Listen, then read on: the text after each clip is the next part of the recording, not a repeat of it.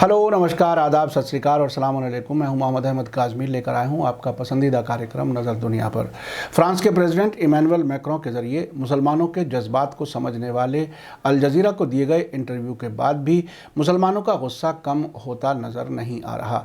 अब से पहले इमैनुअल मैक्रों के ज़रिए पैगम्बर मोहम्मद सल्लल्लाहु अलैहि वसल्लम को इंसल्ट किए जाने वाले कार्टून को इजहार राय की आज़ादी बताए जाने के बाद दुनिया भर में मुसलमानों ने सख्त रिएक्शन दिया था।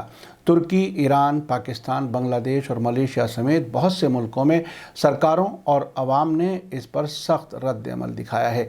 इस रिएक्शन को देखते हुए इमैनुअल मैक्रों ने सैटरडे को कतर के अल जज़ीरा टेलीविज़न चैनल को दिए गए इंटरव्यू के दौरान मुसलमानों के जज्बात के एहतराम की बात कही है। लेकिन इसके बाद भी अल जज़ीरा और इमैनुअल मैक्रों दोनों के खिलाफ सोशल मीडिया पर नुक्ताचीनी शुरू हो गई है। इस इंटरव्यू में मैक्रों ने कहा था कि वो मुसलमानों के जज्बात का एहतराम तो करते हैं लेकिन वायलेंस को बर्दाश्त नहीं करेंगे। आज के इस एपिसोड में ये भी जाहिर होगा कि सऊदी अरब किस तरह से अपनी खामोशी को दुरुस्त साबित करने की कोशिश कर रहा है। आज का एपिसोड काफ़ी अहम है, आखिर तक ज़रूर देखें। खबर में आगे बढ़ने से पहले आपसे गुजारिश है कि अगर आपने अभी तक media star world YouTube channel subscribe नहीं किया है तो कर लें और घंटी दबाना ना भूलें। और अगर आपको हमारी ख़बर सच्ची और अच्छी लगे तो अपने व्हाट्सएप ग्रुप, इंस्टाग्राम और ट्विटर अकाउंट पर ज़रूर शेयर करें ताकि हमारी ख़बरें दुनिया भर तक पहुंच सकें। आज की बड़ी ख़बर यह है कि सऊदी अरब के अखबार अल अरेबिया की रिपोर्ट के मुताबिक कतरी टेलीविज़न चैनल अल जज़ीरा के फ्रांस के प्रेसिडेंट इमैनुअल मैक्रों का इंटरव्यू दिखाए जाने के बाद सोशल मीडिया पर सख्त रिएक्शन सामने आया है। सोशल मीडिया पर दर्शकों ने इसे अल जज़ीरा चैनल का दोहरा रवैया बताते हुए कहा है कि यही चैनल अब से पहले फ्रांस के प्रोडक्ट्स के बायकॉट की कैंपेन चलाने में आगे था। कुछ लोगों ने तर्क दिया है कि कतरी चैनल के ज़रिए से मुस्लिम दुनिया को एड्रेस करने के लिए मैक्रों के ज़रिए चुना जाना अल जज़ीरा नेटवर्क को उसकी नफ़रत भरी कैंपेन का इनाम है। अल अरेबिया का कहना है कि अल जज़ीरा टेलीविज़न चैनल पर सैटरडे की शाम मैक्रों का इंटरव्यू दिखाए जाने के फ़ौरन बाद चैनल के एंकरों ने हालात को दूसरी तरह से पेश करना शुरू कर दिया। अल जज़ीरा के फॉर्मर मैनेजिंग डायरेक्टर और मौजूदा सलाहकार यासर अबू हिलाला ने कहा है कि फ्रांसीसी प्रोडक्ट्स के बायकॉट से ये फ़ायदा हुआ। इस तरह से हमने मैक्रों को सबक सिखाया। बायकॉट की कीमत लिमिटेड मुद्दत और कुछ मकसदों का हासिल करना है। उनके मुताबिक पूरा बायकॉट बेकार है। अल अरेबिया ने एक और अरब जर्नलिस्ट शेख खालिद अल सालिक के हवाले से कहा है कि पिछले हफ्तों में अल जज़ीरा की कवरेज ने फ्रांस में मुसलमानों के दिलों में वायलेंस भड़काई और इस्लामोफोबिया के जज्बात को बढ़ाया। उन्होंने अपने ट्विटर पर कहा है कि अबू हिलाला चाहता था कि मैक्रों के साथ लड़ाई को रोकने के लिए कतर के रूलर हमाद के एक पॉलिटिकल फैसले से मुस्लिम ब्रदरहुड संगठन तबाह हो जाए। उन्होंने आगे कहा कि सच्चे इस्लाम ने इससे ज़्यादा ख़तरनाक कुछ नहीं देखा है, यानी अब के जो वाक़यात हैं वो बहुत ही ख़तरनाक हैं। एक और ट्विटर यूज़र ने कहा है कि अल जज़ीरा पर मैक्रों के साथ टीवी इंटरव्यू महज कमर्शियल सौदे के अलावा कुछ नहीं है। उन्होंने फ्रांस पर दबाव को दूर करने के लिए अल जज़ीरा के ज़रिए इंटरव्यू को एक स्कूप के तौर पर दिखाने का इल्ज़ाम लगाया। उन्होंने कहा कि ये हालत हमें उन ख़ास हालात को याद दिलाती है जो अल कायदा के उकसावे वाले बयानात अल जज़ीरा पर दिखाए जाते थे, जिससे अल कायदा के स्लीपर सेल्स को भड़काऊ मैसेज पहुंचाए जाते थे। आपको याद दिला दूं कि अल जज़ीरा टेलीविज़न चैनल दुनिया का अकेला चैनल है जहां अल कायदा के लीडर्स, उसमें बिन लादेन और अल ज़वाहिरी और बिन लादेन के बेटे के भड़काऊ मैसेज ये कहते हुए चलाए जाते थे कि सिर्फ उन्हीं को ये मैसेज मिला है। कुछ लोगों का कहना है कि कतर की राजधानी दोहा में अमरीकी फ़ौजी छावनी और अल जज़ीरा टेलीविज़न चैनल का हेडक्वार्टर पैदल की दूरी पर है और ये काम बहुत आसान था कि कोई भी वीडियो या ऑडियो तैयार करके चैनल को पहुंचाई जा सके। दिलचस्प बात यह है कि इस चैनल के ज़रिए वीडियो या ऑडियो चलाए जाने के बाद अमरीकी खुफिया एजेंसी CIA ये ऐलान करती थी कि ये ऑथेंटिक यानी काबिल भरोसा है।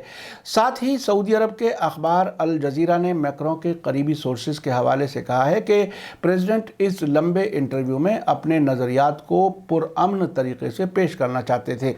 ये दिखाने की ख्वाहिश के साथ कि अलगाववाद से लड़ने के बारे में उनके बयान को तोड़ मरोड़ कर पेश किया गया है और कार्टूनों के बारे में उनके बयान को चालाकी से बदल कर पेश किया गया है। साथ ही फ्रांस के प्रेसिडेंट इमैनुअल मैक्रों को अल जजीरा पर इंटरव्यू देने के फैसले के लिए भी नुक्ताचीनी का सामना है, जिसे कुछ एक्सट्रीमिस्ट और फ्रांस के बड़े मुखालिफ तुर्की और कतर के जरिए चलाया गया प्रोपेगेंडा कहा जा रहा है। एक अरब जर्नलिस्ट ने मैक्रों की नुक्ताचीनी करते हुए कहा है कि उन्हें अपने इंटरव्यू का एक्सट्रीमिस्ट्स के ज़रिए मजाक बनाने के बजाय मुस्लिम जर्नलिस्ट्स के साथ प्रेस कॉन्फ्रेंस करनी चाहिए थी। साथ ही कुछ अरब जर्नलिस्ट हैरान हैं और उनमें से एक ने तो मैक्रों को बेवकूफ़ तक कह दिया है। अल अरेबिया ने उस जर्नलिस्ट का नाम दिए बिना कहा है कि उसका कहना है कि आप एक्सट्रीमिज़म से कैसे लड़ सकते हैं जबकि आपकी पसंद मिडिल ईस्ट के सबसे कट्टर मीडिया चैनल अल जजीरा पर ख़ुद को दिखाना है। मैक्रों सोचता है कि वो उसका इस्तेमाल कर रहा है। सच्चाई यह है कि अल जजीरा ने उनका इस्तेमाल कर लिया है। मैक्रों ने उन लोगों को इनाम दिया है जिन्होंने कई दिनों तक सैमुअल पैटी के मर्डर का जश्न मनाया और फ्रांस और उसके प्रेसिडेंट को बदला लेने की मांग की। अब वे खुले तौर पर कहते हैं, देखो हम उसे अपने घुटने पर ले आए।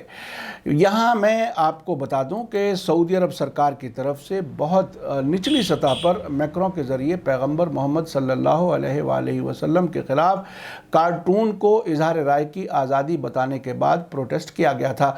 वहाँ की फ़ॉरेन मिनिस्ट्री के एक ऐसे अफसर ने, जिसने अपना नाम भी जाहिर नहीं किया, इसे मुसलमानों के खिलाफ साजिश बताया था। सऊदी अरब के अखबार अल अरेबिया की रिपोर्ट में कहा गया है कि मैक्रों ने अल जजीरा अरबी चैनल के एक जर्नलिस्ट को अपना एक्सक्लूसिव इंटरव्यू दिया है जो एक्सट्रीमिस्ट मुसलमानों के लिए प्लेटफॉर्म होने के लिए मशहूर है। हालांकि मैक्रों ने अपने रुख का बचाव किया है कि वो मुसलमानों के खिलाफ नहीं है। ये मैसेज अल जजीरा के देखने वालों और इसके जर्नलिस्ट के लिए अहम नहीं है, जिन्होंने मैक्रों के बयान को अपनी गलती मानने और मुसलमानों से माफ़ी मांगने के तौर पर पेश किया है। ये पूरी तरह सही नहीं है। मैक्रों ने अपने इंटरव्यू के ज़्यादातर हिस्से में फ्रांस में आज़ादी के उसूलों को समझाने की कोशिश की है, लेकिन अल जजीरा और इसके देखने वालों के लिए ये सच्चाई अहम नहीं है। अल अरेबिया आगे लिखता है कि कतर के अल जजीरा टेलीविज़न चैनल ने सैटरडे की शाम को तकरीबन 50 मिनट का इंटरव्यू दिखाया है। कतर और उसके दोस्त मुल्क तुर्की के ज़रिए फ्रांस मुखालिफ कैंपेन की शुरुआत के बाद से ये फ्रांसीसी प्रेसिडेंट का पहला इंटरव्यू था। अल अरेबिया का कहना है कि रेडिकल यानी शिद्दत पसंद मीडिया ने प्रेसिडेंट मैक्रों को जिम्मेदार ठहराते हुए बयान दिया था कि उन्होंने पेरिस के पास एक टीचर के मर्डर के बाद पैगंबर मोहम्मद के कार्टून को छापने का बचाव किया था। आइए अब आपको बता दूं कि फ्रांस के प्रेसिडेंट इमैनुअल मैक्रों ने अल जजीरा को दिए गए इंटरव्यू में क्या कहा है। उन्होंने कहा है कि वो पैगंबर मोहम्मद के कार्टून से नाराज़ मुसलमानों की इज्जत करते हैं, लेकिन ये वायलेंस यानी हिंसा के लिए बहाना नहीं हो सकता। उन्होंने पैगंबर मोहम्मद के कार्टून से पैदा हुए क्राइसिस के बीच फ्रांस में हिस्ट्री टीचर पेंटी और फिर नीस के चर्च में 3 लोगों के मर्डर के बाद ये बातें कहीं। मैक्रों ने कहा कि फ्रांस वायलेंस के सामने नहीं झुकेगा और कार्टून के छपने समेत इजहार राय की आज़ादी का बचाव करेगा। हालांकि उन्होंने ये भी जोर देकर कहा कि इसका मतलब ये नहीं है कि वो या उनकी सरकार कार्टून का सपोर्ट करते हैं, जिसे मुस्लिम अपने मजहब के खिलाफ समझते हैं, या इसका ये भी मतलब नहीं है कि फ्रांस किसी भी तरह से मुसलमानों के खिलाफ है। अल अरेबिया की रिपोर्ट में कहा गया है कि फ्रांस के प्रेसिडेंट मैक्रों के दफ्तर की तरफ से जारी अल जजीरा के साथ हुए इंटरव्यू की ट्रांसक्रिप्ट में कहा गया है कि इसलिए मैं समझता हूं और इज्जत करता हूं कि लोगों को इन कार्टूनों से ठेस पहुंची है, लेकिन मैं इसे कभी कबूल नहीं करूंगा कि कोई इन कार्टूनों की वजह से शारीरिक हिंसा कर सकता है, और मैं हमेशा अपने मुल्क में लिखने, सोचने और चित्रकारी की आज़ादी का बचाव करूंगा। उन्होंने आगे कहा कि मेरा रोल हालात को काबू में रखने का है, जो मैं कर रहा हूं, लेकिन मेरा काम حقوق کا بچاؤ کرنا بھی ہے۔ آپ کو بتا دوں کہ اس وقت فرانس کے پریزیڈنٹ کے خلاف دنیا بھر کے مسلمان غصہ ظاہر کر رہے ہیں۔ اس کی وجہ ہے کہ میکرون نے رائے کی آزادی کے نام پر پیغمبر محمد صلی اللہ علیہ وآلہ وسلم کے کارٹون بنانے والوں کا بچاؤ کیا تھا۔ اب سے پہلے شارلی ہیبدو نے یہ کارٹون 2015 میں چھاپے تھے، جن کے بعد اب دوبارہ 2020 میں انہیں چھاپا گیا ہے۔ پیرس کے نزدیک ایک ہسٹری ٹیچر سیمول پیٹی کا اس لیے ایک چیچن نوجوان نے قتل کر دیا کہ اس نے ان کارٹونز کو آن لائن اسٹوڈنٹس کے ساتھ شیئر کیا تھا۔ میکرون نے اس ٹیچر کے مرنے کے بعد آنر کیا، جس پر دنیا بھر کے مسلمان غصے میں آ گئے اور پروٹیسٹ شروع ہو گئے۔ اس بیچ فرانس کے نیس شہر میں ایک چرچ کے اندر ایک خاتون سمیت 3 لوگوں کا مرڈر کر دیا گیا۔ آپ کو بتا دوں کہ فرانس کے خلاف سب سے سخت ریئیکشن ترکی کے پریزیڈنٹ رجب طیب اردوغان، ایران کے سپریم لیڈر آیت اللہ خامنائی اور پریزیڈنٹ حسن روحانی، پاکستان کے پرائم منسٹر عمران خان اور ملیشیا کے former prime minister Mahathir Mohamad کا آیا ہے۔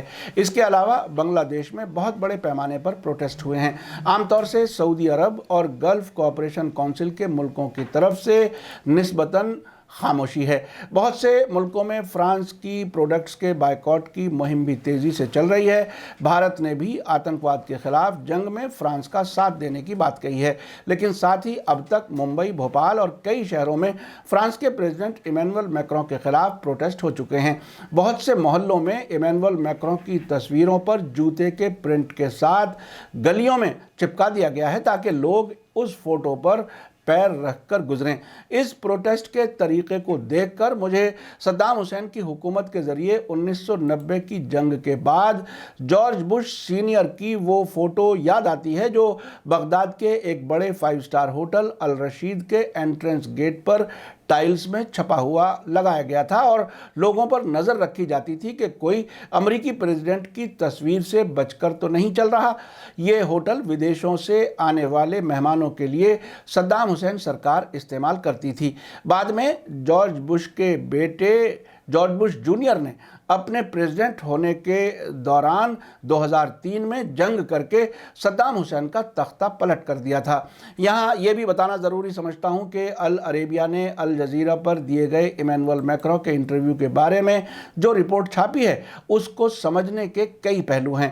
اس رپورٹ کے ذریعے اس نے سعودی عرب کے دشمن قطر اور ترکی کی سرکاروں اور الجزیرہ چینل کو نشانہ بنایا ہے۔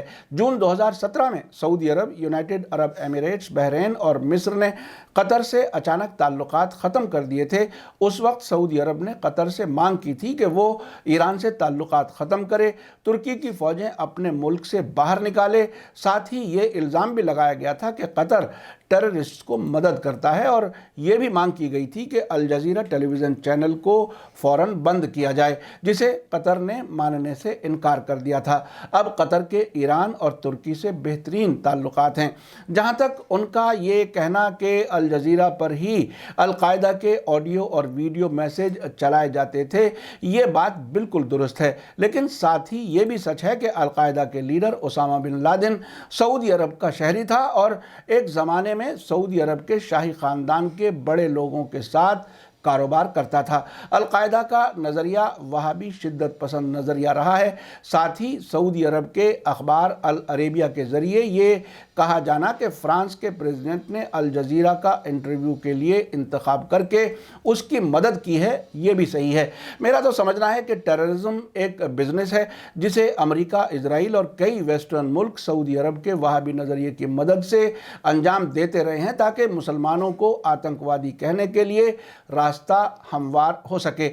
اس سب میں دنیا بھر کا عام مسلمان جو امن کے ساتھ رہنا چاہتا ہے وہ بھی پستا ہے اور مخالفوں کی سازشیں جاری رہتی ہیں۔ یہ مثال بھارت میں بھی سمجھی جا سکتی ہے۔